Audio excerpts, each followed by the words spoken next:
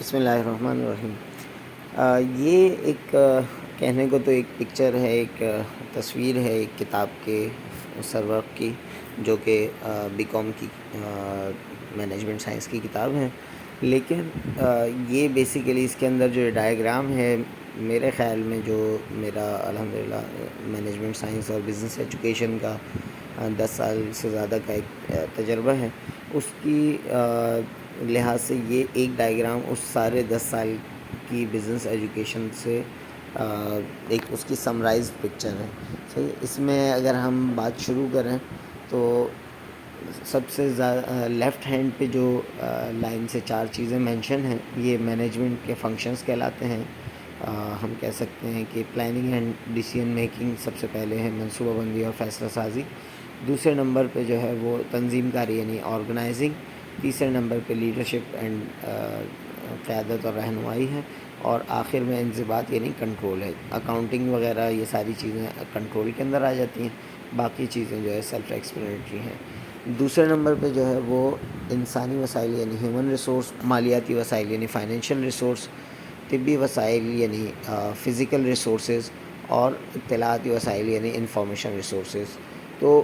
یہ basically left hand پہ جو 4 چیزیں ہیں، یہ 4 کام ہیں جو کسی بھی مینجمنٹ کو کرنے چاہیے، کرنے پڑتے ہیں، اور اوپر والی جو 4 چیزیں ہیں ریسورسز ہیں، ان 4 طرح کے وسائل سے، ریسورسز سے مدد لے کے یہ کام کرنے ہوتے ہیں، اور ایٹ دی اینڈ اس کا مقصد جو ہوتا ہے، سب سے رائٹ ہینڈ پہ جو حصول مقصد لکھا ہوا ہے، انگلش میں ہم اس کو گول سیٹنگ کہہ سکتے ہیں، اس کو آبجیکٹیو سیٹنگ کہہ سکتے ہیں، اس کو ویژن میکنگ کہہ سکتے ہیں، تو جو بھی نام دینا چاہیں، تو حصول مقصد جو ہے یہ تو بیسیکلی ایک مینیجر یا مینجمنٹ جو ہے وہ بیسیکلی یہ 4 فنکشنز، 4 طرح کے ریسورسز کی مدد سے حصول مقصد کے لیے یعنی آبجیکٹیوز تک پہنچنے کے لیے جو ہے وہ استعمال کر رہے ہوتے ہیں۔ تو فردر اس کی جو ایکسپلینیشن ہے، ڈسکرپشنز ہیں، تو اس میں تو کافی ڈیپتھ ہے، جیسے انسانی وسائل پہ HR کا پورا MBA ہوتا ہے، اسی طرح